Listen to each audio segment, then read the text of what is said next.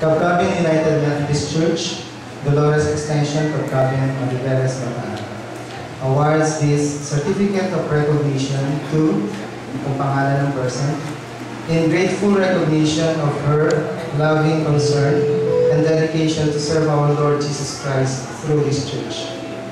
Her unselfish and faithful commitment in her vows has greatly contributed to the spiritual welfare of this congregation.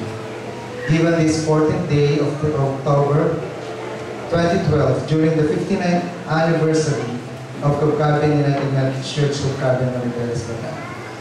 Pinirmahan po ni Joy Basilio, ang aming pong church lay leader, Mr. Bernardo Esguerra, ang aming pong church council chairperson, at Pastor Aristotle Garcia, ang administrative pastor.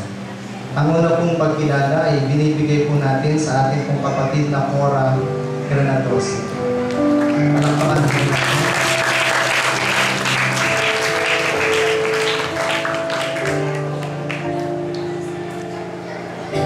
Okay, in her behalf daw po, ang tatanggap po ay si Ate Malika Paule.